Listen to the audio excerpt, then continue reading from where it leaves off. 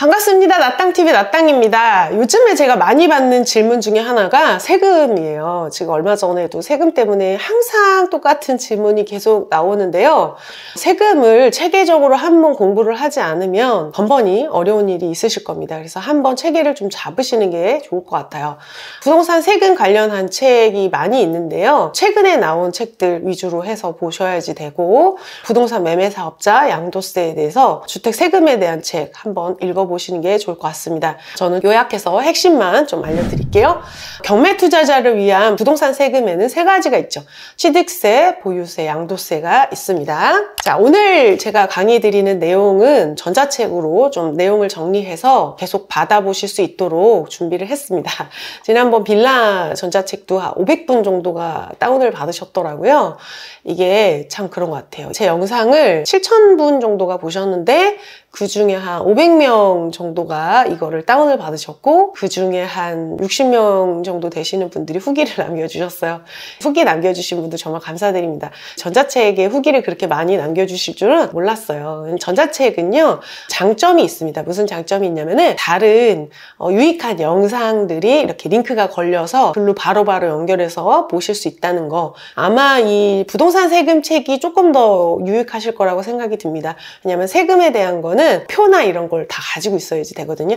그래서 오늘 도움이 되실 겁니다. 영상 마지막에 다운받는 법 알려드리도록 할게요.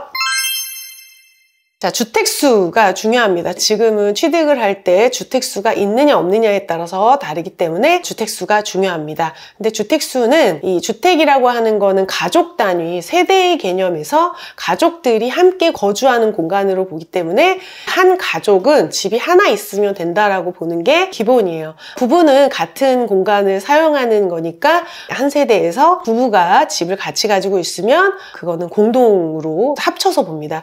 남편이 한 채, 아내가 한 채 있다면 각각 한 채씩 해서 두 채가 있는 거죠. 1세대 2주택이 되는 겁니다. 자, 근데 부부가 결혼해서 아기를 낳습니다. 그 아기도 집이 필요할까요? 아기는 집이 필요 없죠. 그래서 쭉 성장을 해서 성인이 됐습니다. 20살이 됐어요. 소득은 없고 학교 다니는 대학생. 그럼 집이 필요할까요? 아직은 집이 필요 없죠. 그러면은 회사를 다닙니다. 엄마네 집에서 결혼은 안 했는데 20세에 25살 딸이 직장을 다녀요. 그럼 집이 필요할까요?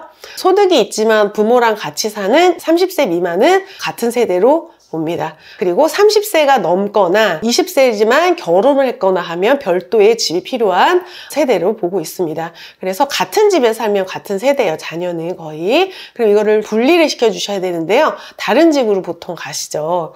그래서 좀 미리서 세대 분리를 해놓으셔야 됩니다. 주택은 세대의 개념으로 본다는 거.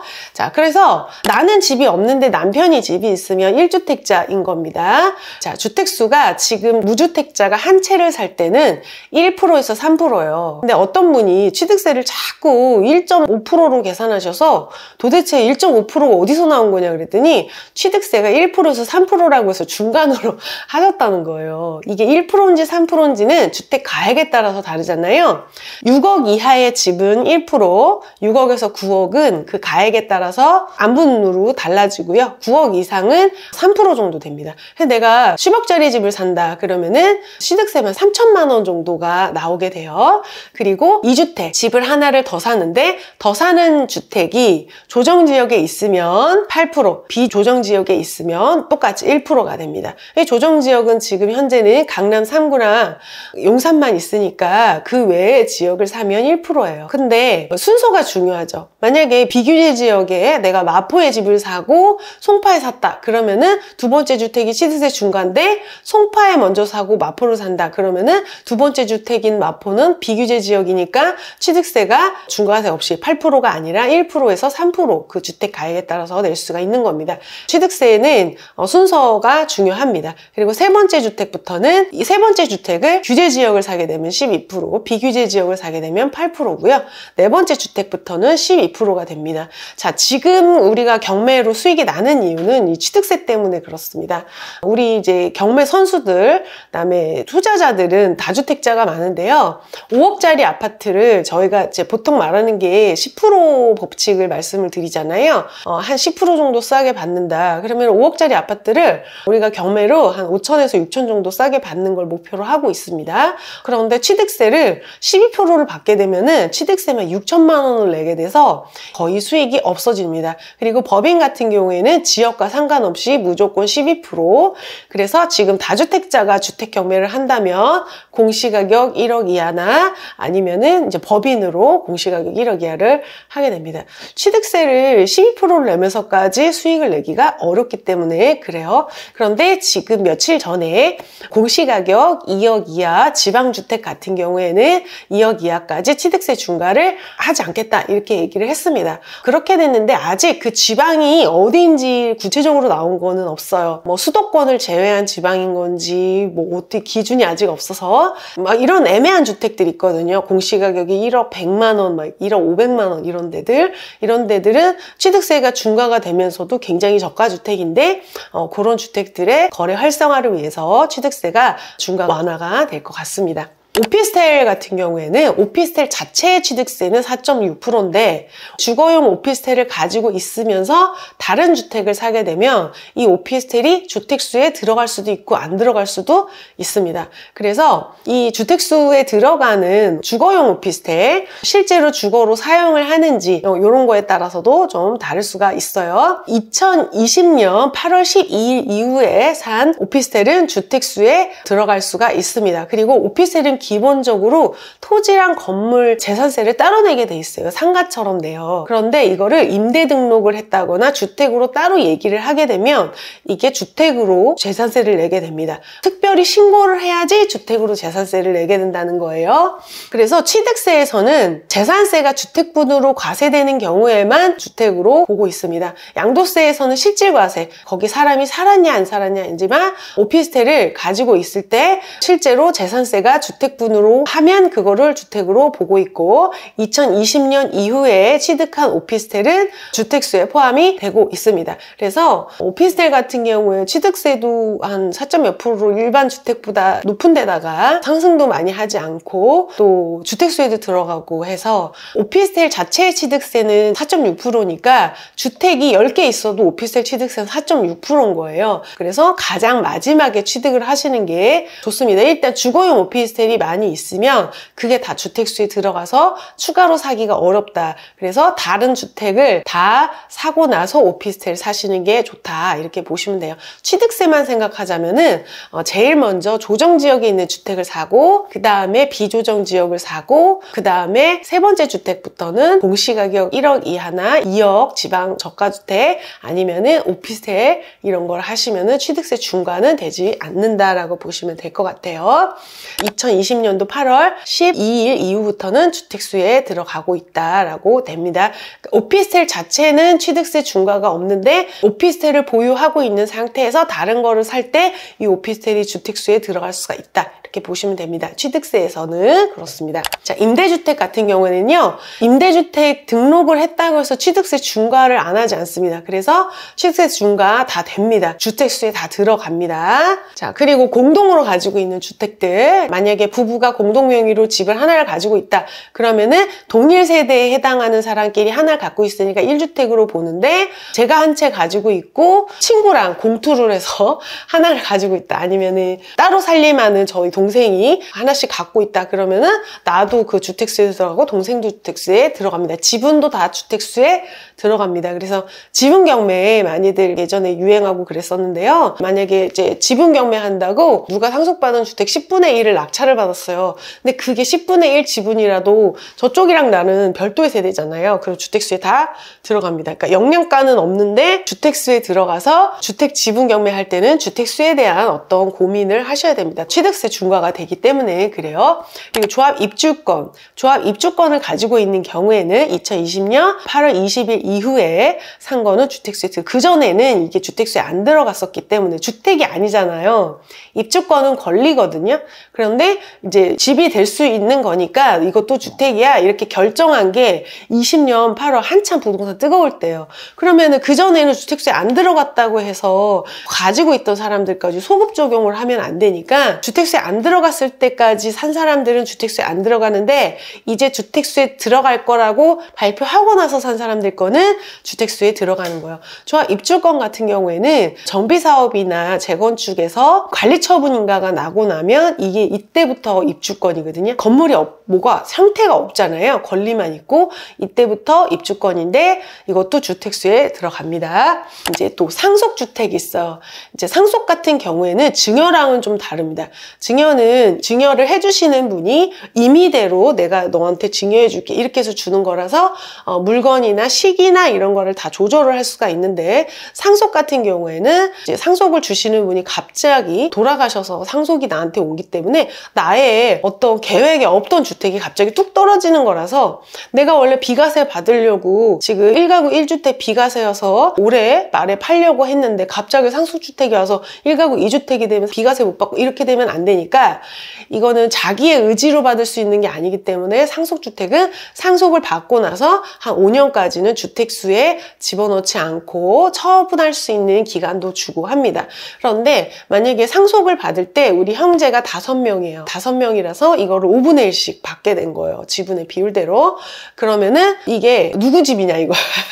이 사람도 집이고 이 사람도 집이 5개가 되는 거잖아요. 그래서 상속주택의 지분으로 만약에 받게 되는 경우에는 이제 순서가 있습니다. 상속 지분이 제일 큰 사람 집으로 보고 나머지는 안 보고, 그리고 당해주택. 이게 뭐 세금을 매겨야 될 거 아니에요. 5분의 1씩 했는데 집이 그럼 없어진 거잖아요. 그래서 이거 같은 경우에는 상속 지분이 제일 큰 사람의 주택으로 보고, 그다음에 두 번째는 당해주택에 거주한 사람의 소유로 보고, 아니면은 연장자 순으로 보고 있습니다. 그래서 5년 동안 주택수에서 중과나 이런 거 될 때는 그렇게 됩니다. 두 번째 세금은 보유세예요. 내가 취득을 한 다음에 쭉 가지고 있는 이제 보유세가 있는데, 보유세는 1년 동안 가지고 있는 거를 내는데 보유를 언제 하는지에 따라서 세금을 내는데 6월 1일 등기상 소유자가 세금을 내게 됩니다. 그래서 이거 세금 뭐 아끼는 법 그래가지고 뭐라 그러나 재산세 안 내는 법 그러면은 이런 거예요. 6월 1일에 낙찰을 받아서 내년 5월에 잔금을 받으면 나는 재산세를 안 내는 거예요. 그것도 방법이라고 막 방송을 하더라고요. 그러니까 잔금을 6월 1일 이후에 치게 되면 이제 그 전에 가지고 있던 사람이 소유자로 세금을 내게 되는 거죠. 이 보유세가 자산이 클수록 집이 한 채냐 두 채냐에 따라서 세금이 많이 달라지기 때문에 자산이 적은 상태에서는 큰 영향이 없는데 자산이 많고 주택수가 많은 경우에는 이 금액이 굉장히 큽니다. 예를 들어서 아주 고가주택을 예를 들긴 그렇고 이제 마레프를 예를 들었어요. 30평대가 34평이 이제 20억 정도 하는데 이게 지금 재산세가 24년에 250만 원, 260만 원 정도 나왔습니다. 그리고 종부세는 2만 원이 나왔어요. 이제 거의 안 나온 거죠. 거의 안 나온 거다 이렇게 보시면 되는데 25년에는 공시가격이 올라서 재산세가 280만 원에 종부세가 74만 원 정도, 그래서 이거를 보유하는 동안 내는 세금, 종부세 더하기 재산세는 한 1년에 350만 원 정도 된다. 꽤 크죠, 여러분. 한번 집을 갖고 있다는 이유만으로 이제 한 400만 원 조금 못 되는 돈을 내게 됩니다. 그런데 만약에 집을 하나를 더 가지고 있다. 그래서 마레프를 두 채를 가지고 있다라고 하게 되면은 보유하고 있는 공시가격이 한 23억 정도 돼서 24년에는 재산세를 720만 원에 종부세를 500만 원에서 1200만 원 정도 된 거예요. 아까 한 채 있을 때는 한 350만 원 정도 됐는데 두 채를 가지고 있으니까 세금이 2배로 느는 게 아니라 조금 더 늘어나죠. 그럼 아까 350이 2배면은 700만 원 정도, 두 채면 700만 원 정도 될 것 같지만 이게 가산세가 붙습니다. 뒤로 갈수록 세율이 높아져서 700만 원이 아니라 이제 1600이 돼 1000만 원 정도가 더 붙게 되는 거예요. 그래서 일반인들 같은 경우에 집 두 채 있다는 이유로 종부세를 막 1700씩 내고 그러면 한 달에 거의 170만 원씩 월세 사는 거랑 똑같잖아요. 이렇게 이자 뭐 내실 거 다 내고 보유하는 데만 한 달에 170씩 내는 거라서 주택이 가격이 높은 거를 가지고 있을 때는 주택으로만 가지고 있을 있을 일이 아니라 주택이 아닌 형태, 뭐 입주권이라든지 아니면은 다른 상가나 토지, 뭐 다른 물건으로 보유하실 필요가 있는 겁니다. 근데 이게 만약에 RF 하나를 가지고 있는 사람이 아크로 리버파크를 하나를 더 가지고 있다 그러면은 보유하는 공시가격이 41억이라서 재산세가 1,300만 원이고 종부세가 1,700만 원, 그래서 올해 예상되는 종부세가 한 4천만 원이 넘게 됩니다. 그러면은 이제 아크로 리버파크 한 채, 마레프 한 채를 갖고 있는 사람은 한 달에 거의 300만 원이 넘는 돈을 계속 월세 내는 거랑 똑같은 보유세를 내야 되니까 웬만한 직장인이 보유를 하기에는 부담스러운 금액이 되는 거죠. 자, 일단 종합부동산세 같은 경우에는 1주택자는 공시가격이 12억까지는 내지 않고요. 다주택자는 9억까지는 내지 않습니다. 그런데 만약에 소액투자자다. 그럼 우리 막 공시가격 1억이야 이런 거 하잖아요. 그러면 공시가격 1억 이하짜리를 6, 7개를 해도 종부세가 없어요. 그래서 막 소액투자 하시고 이제 뭐 1억짜리, 2억짜리 하시는 분들은 공시가격 걱정 안 하셔도 되고요. 서울 신축 아파트 막 매매가 20억대 이상 가지고 계신 분들은 주택수랑 종부세를 좀 고려를 하시면서 이거 가지고 있는 동안 계속 내야 되는 세금이기 때문에 자산은 많은데 현금 흐름이 없으신 분들은 아파트만 있고 월세가 안 나오고 월급이 작고 이러신 분들은 가지고 있을 때 굉장히 좀 부담스럽습니다. 그런데 만약에 법인으로 가지고 있다 그러면은 지금 법인으로 아파트 투자를 하진 않아요. 그때 법인으로 만약에 공시가격 1억 이하짜리를 취득세 중과 없이 샀다 그러면은 취득세가 한 100만 원 조금 넘겠죠? 100만 원 조금 넘는 거를 사서 단기 매도하려고 했는데 만약에 6월 1일까지 이 법인이 이걸 갖고 있었다 그러면 법인도 보유세를 내야 됩니다. 그런데 법인의 종부세는 물론 재산세도 내지만 종부세 같은 경우에는 징벌적으로 내고 있어요. 그래서 2주택 이하의 개인은 과세표준, 그러니까 12억까지 1주택자는 안 내니까 15억에서 12억을 빼면 3억인 거예요. 15억에서 과세표준이 공제금액을 빼고 나면 남는 금액이 3억이니까 15억짜리를 갖고 있으면 여기 들어가는 거죠. 그래서 0.6%예요. 그런데 법인은 공제를 전혀 하지 않고 그냥 과세표준을 매깁니다. 그래서 공시가격 1억 이하짜리를 그냥 1억이라고 보고 1억짜리 아파트를 취득하면은 취득세가 한 110만 원 정도 되는데 이 보유세가 300만 원이 나와요. 1억짜리가 뭐 수익이 얼마나 나겠어요. 근데 1억이면 3배, 2억짜리면 6배, 3억짜리면은 거의 1,000만 원이 나와요, 종부세가. 그래서 법인으로 아파트를 투자를 하는 게 사실 어렵습니다. 그래서 법인들이 어떻게 하냐면은 6월이 지나고 잔금을 치고 그 다음 6월까지 이제 매도하는 약간 이렇게 무슨 비사이로 막 다니는 것처럼 그렇게 투자를 하고 있는데 이제 부동산 초보가 그렇게 할 일은 아닌 것 같고 어쨌든 세금의 과금 체계가 이렇게 돼 있어서 법인으로 아파트를 보유를 하는 게 상당히 부담스럽다라고 보시면 됩니다. 그런데 이게 만약에 3주택 이상이다. 내 공시가격 1억 이하를 법인으로 3개 갖고 있다. 그러면은 과세표준이 한 3억이 되는 거잖아요. 1억짜리 3개. 개인이면 이 정도로는 안 나와요. 1억짜리 3개를 개인이 가지고 있으면 공시가격 9억까지는 공제를 하기 때문에 그 정도 1억짜리 3개 있는 걸로 세금을 안 내는데 법인으로 공시가격 1억짜리 3개를 가지고 있으면 6%를 내게 돼요. 그러면은 1,800만 원을 내게 되는 거예요. 그래서 예전에 법인으로 단타 친다고 막 그 소액 물건 막 담았던 법인들이 주택수가 많고 공제가 없이 막 6%씩 맞게 되다 보니까 몇 천만 원이 나오는 거예요. 지금 보면은 이 6%라고 하는 세금은요, 여러분, 개인으로서는 과세표준 90억이 넘어야지 2.7%가 내는데 3주택일 때 3.2%인데 그거에 거의 2배 되는 굉장히 징벌적인 세금이라고 생각을 하시면 됩니다. 그래서 법인으로 아파트를 장기 보유하는 것은 상당히 보유하는 내내 부담스럽다는 거예요. 자, 이게 이제 부동산 계산기인데요. 네이버에서 부동산 계산기라고 치면은 이게 사이트가 나옵니다. 그래서 이거를 들어가서 내가 필요한 거를 잘 조건을 넣어가지고 해보시면 돼요. 자, 이번엔 제가 양도세 설명을 드릴 건데 이게 되게 유명한 짤이에요. 돌, 자갈, 그리고 모래가 있는데요. 이거를 되는 대로 막 집어넣으면 이렇게 그릇에 다 넣을 수가 없는데 큰 거를 먼저 넣고 작은 거를 넣고 그 다음에 모래를 집어넣으면은 이게 이렇게 빈 공간이 없이 꽉 차게 되는 거예요. 제가 볼 때 이 양도세가 그래요. 양도세는 가장 중요한 거를 세팅을 하고 그 다음에 이제 곁다리를 하시는 거예요. 그래서 가장 중요한 게 뭐냐면 양도 차익이 큰 거. 오래 가지고 있었거나 양도 차익이 큰 게 제일 큰 돌멩이라고 보시면 됩니다. 이 돌멩이가 비과세 받을 수 있는 건데 비과세를 생각을 안 하고 막 소액 투자한다고 막 주택수를 늘렸다가 얘를 비과세를 못 받아서 세금이 몇 억이 나오면 이 소액 투자로 번 수익금이 의미가 없어지는 거죠. 근데 내가 원래 주택이 없다 그러신 분들은 괜찮습니다. 그런데 원래 기존 주택이 양도세가 많이 나올 수 있는 게 있다 그러면은 이거를 중심으로 플랜을 짜셔야지 됩니다. 그래서 다 매도를 하고 마지막 제일 양도세가 큰 거를 내는 게 좀 기본이에요. 근데 우리가 마음이 급해가지고 경매하시는 분 중에는 마음이 급하다 보니까 이 비과세를 생각을 안 하고 매도 순서를 막 다르게 하신 분들이 좀 있었습니다. 그래서 제가 이 영상을 하게 됐고요. 양도 차익이 큰 거를 우선으로 해야 됩니다. 이제 저희 아시는 분 중에서 한 분이 오래 거주하던 주택이 있으셨는데 이거가 이제 잘 안 팔렸던 거예요. 그래서 경매로도 입찰하고 뭐 했는데 이 경매로 하루에 2개를 낙찰을 받으신 거예요. 그래서 수익이 한 3천만 원 정도 날 것 같아서 2개를 낙찰을 받으셨는데 이걸 먼저 팔고 비과세를 받으셔야 되는데 나 이제 경매 좀 하면 되겠다 싶어가지고 양도 차익이 큰 오래 평생 살은 그 집이 팔린 거예요. 먼저 원래 시기가 안 좋을 땐 좋은 집이 먼저 팔리잖아요. 1억짜리 이런 것보다는.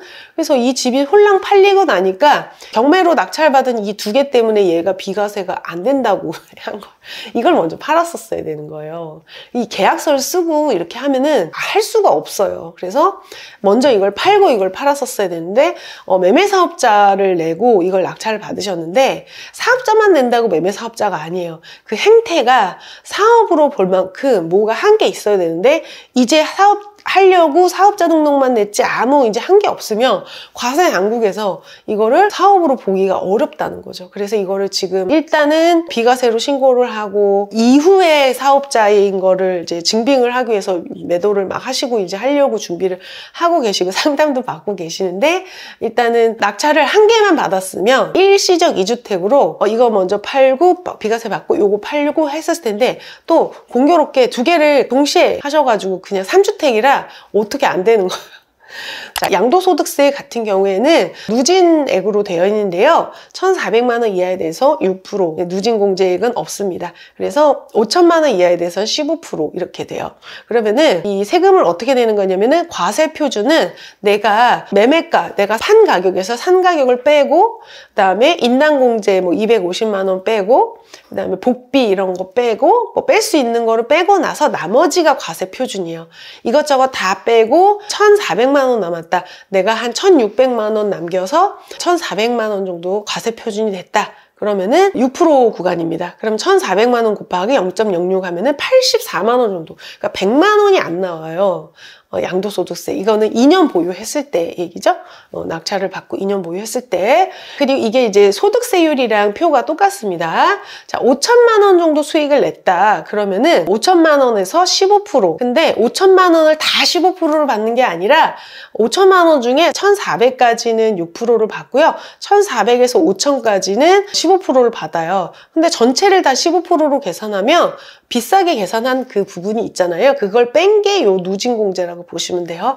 그래서 과세표준에서 기본세율을 뺀 다음에 누진공제액을 그냥 내가 다 계산해봤는데 요거야 라고 계산을 해놓은 금액이에요. 그래서 5천만 원 곱하기 15% 빼기 126만 원을 하면 620만 원 정도 나와요. 5천만 원 정도 벌면 연봉 5천만 원 정도를 버는 직장인이 소득세로 한 600만 원 정도를 내고 양도소득세로도 600만 원 정도를 냅니다. 근데 소득세랑 양도소득세는 좀 달라요. 양도소득세는 굉장히 오랜 기간 동안 내가 여기를 1990년에 사서 어제 팔았다 그러면은 한 30년 동안 보유하던 거를 파는 게 이번 달인데 이거를 올해 소득으로 다 봐버리면 압구정 현대아파트를 90년도에 사서 어제 팔았다. 그래서 양도차익이 30억이에요. 그러면은 이 30억을 너 어제 30억 벌었잖아. 이렇게 보기에는 어렵다는 거지. 왜냐면은 굉장히 오랜 기간, 30년 동안 걸쳐서 만들어진 소득인데 이거를 그 해 소득 30억으로 보기는 어렵다는 거. 그리고 1가구 1주택자가 집을 팔고 나면 이 집을 팔았을 때 세금을 15억씩 내버리면 이 집을 팔고 나서 그 옆집으로도 이사를 못 가는 거예요. 그래서 1가구 1주택자의 양도세는 최대한 적게 내도록 설계가 돼 있습니다. 왜냐면은 팔고 이사를 가야 되기 때문에 주거에 영향이 있기 때문에 그래요. 그래서 지금 1억 정도 만약에 수익이 났다라고 하면은 35%에서 1,540만 원 빼고 나면은 한 2천만 원 정도 됩니다. 그리고 1억 5천이다. 그러면은 세금이 한 3,700만 원 정도 돼요. 1주택자가 비규제 지역을 2년 정도 보유를 하고 나면 지금 현재 비규제잖아요. 다. 그래서 마포, 광진구 이런 데도 다 비규제 지역이에요. 그래서 2년을 보유만 해도 비과세요. 그래서 이걸 막 사팔사팔 하는 게 좋을 수도 있지만 그냥 가만히 있으면 좋을 수도 있습니다. 그리고 조정지역 같은 경우에는 2년 이상 보유를 하면 거주까지 해야지 비과세를 하고 아니면 일반과세입니다. 자, 이거는 법인세인데요. 법인은 양도소득세로 내는 게 아니라 법인세로 냅니다. 법인의 소득 중에서 관이상이 부동산 임대소득 이런 소득으로 나오는 성실신고 대상 소규모 법인, 1인 법인, 부동산 투자만을 위해서 만든 1인 법인 같은 경우에는 예전에는 2억 이하에 대해서 10%만 냈는데요. 200억 이하의 구간을 19%를 내게 됩니다. 법인세 20% 정도를 내게 법이 바뀌었습니다. 그럼 성실신고 대상 법인이 뭐냐? 저도 법인을 갖고 있거든요. 저 이제 도와주시는 분 한 분이 직원으로 있습니다.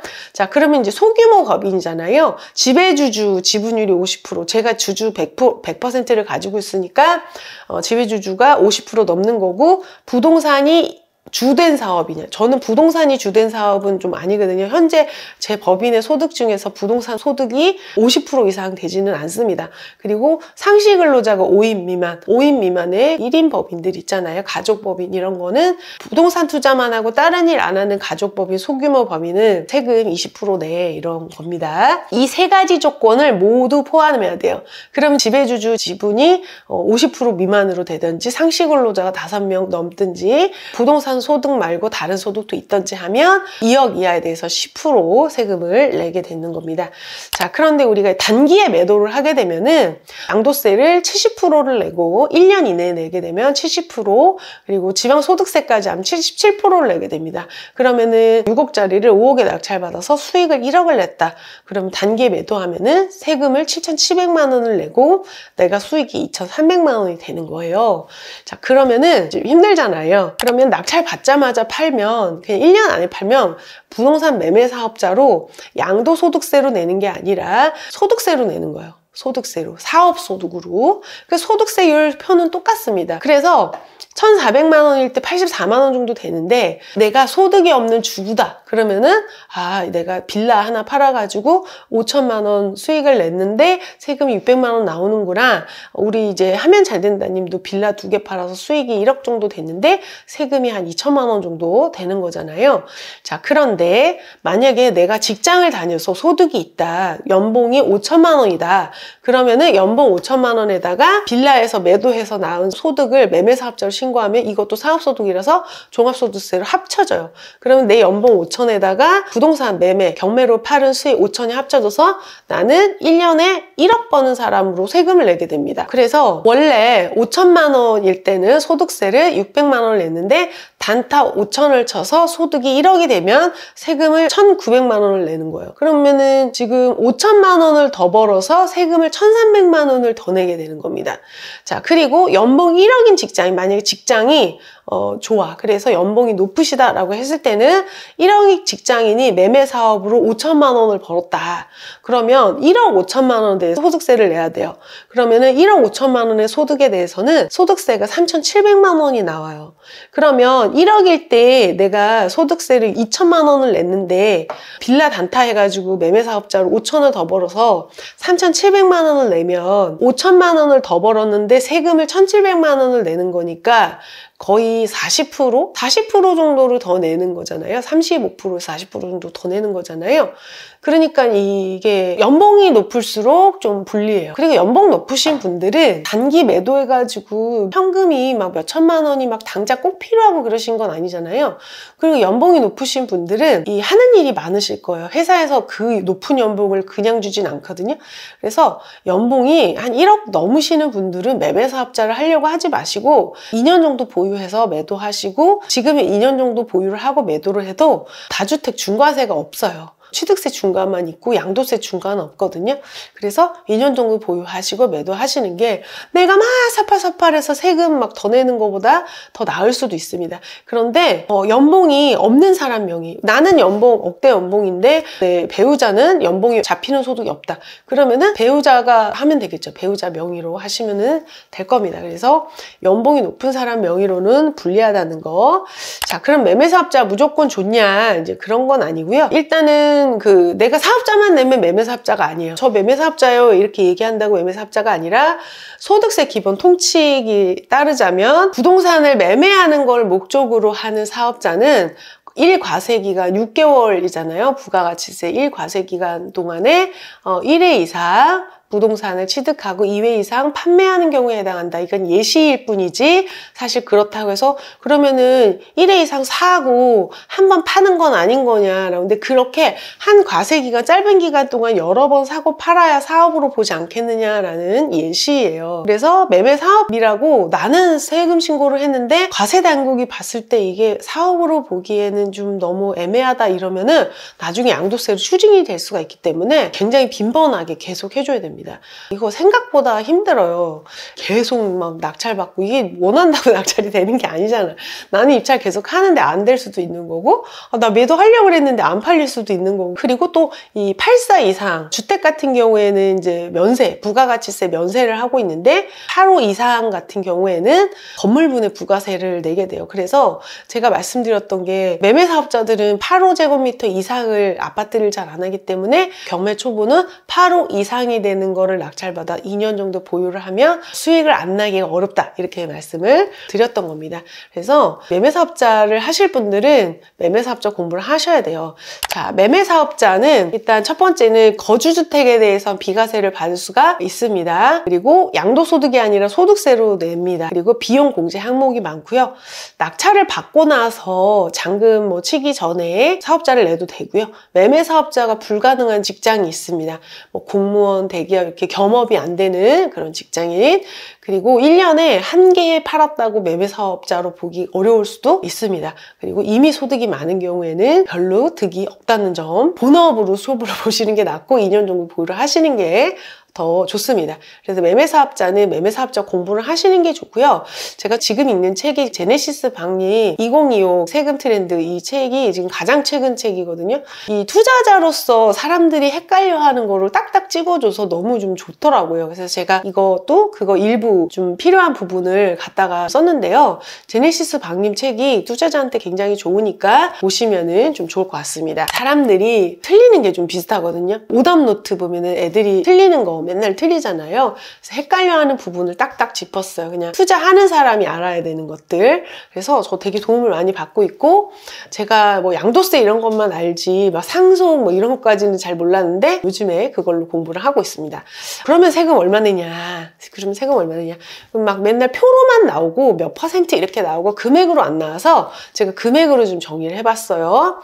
1,000만 원 벌면 60만 원 세금 냅니다. 2천만 원 벌면 170, 3천만 원 벌면 320, 4천만 원 벌면 470, 1억 벌면 2천만 원 정도 내고 1억 5천 벌면 3,700만 원 정도 낸다. 아, 내가 요 정도 벌면 이 정도 내는구나. 그리고 매매사업자로 내가 세금 신고할 거면은 내 연봉에 얹혀서 양도소득이 얹혀져서 여기 합쳐진 금액으로 내가 연봉이 5천인데 단타 쳐가지고 5천만 원을 벌어서 매매사업자로 매도했다. 그러면은 소득이 1년에 1억인 사람이 되니까 아, 한 2천만 원 정도 소득세 내는구나 이렇게 생각을 하시고 해보시면 좋을 것 같습니다. 자, 이거 전자책 무료로 받는 법 알려드릴게요. 제 집테크연구소 경매집테크연구소 사이트에 가시면은 프로그램이라고 있어요. 이 프로그램에 가면 이 전자책 그 카테고리를 만들었어요. 그래서 이 전자책 카테고리에 들어가시면은 지금 빌라 시세 전자책 그리고 부동산 세금 전자책이 있을 겁니다. 그래서 요걸 다운 받으시면은 돼요. 비번이 항상 있어요. 거기 적어 놓습니다. 더보기랑 댓글란에 해놓을 테니까 필요하신 분들은 보시고 이것만 봐서는 좀 어려우시고 기본 세금 체계가 있으신 분들이 이걸 보면 이해가 되실 거고요. 아예 뿌리가 없으신 분들은 이해가 어려울 수 있으니까 부동산 세금에 대해서 전체적으로 공부를 하시고 딱딱 짚어지는 부분은 이걸로 참고하시면 좋을 것 같아요. 자, 오늘 영상 도움이 되셨다면 구독, 좋아요, 댓글 부탁드립니다. 요즘에 좀 제 유튜브에 제가 물건 추천 영상을 하다가 요즘에 그 좀 스터디하는 내용을 하니까 더 좋아하시더라고요. 25년에 새로운 기회가 많이 있을 것 같습니다. 제가 요즘에 그 4번째 책 마무리 작업을 하고 있어요. 그러면서 부동산 자산가들을 좀 많이 만났는데 4자릿수 정도 거의 되시는 분도 만났어요. 이분들 공통점이 뭐냐면은 우리가 이렇게 살다 보면 내 생각처럼 잘 안 될 수도 있는데 굉장히 조사를 많이 하고 많은 노력을 해서 하고 잘 되는 사람도 문제가 생기거든요.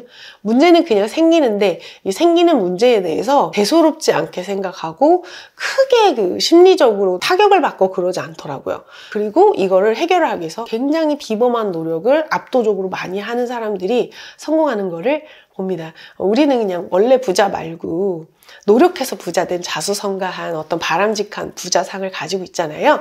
그래서 여러분 세금을 모르는 거에 대가는 다 돈으로 치르게 되어 있습니다. 공부를 하셔서 수익도 내시고 세금을 내시면서 수익률 높이시기 바랍니다. 감사합니다.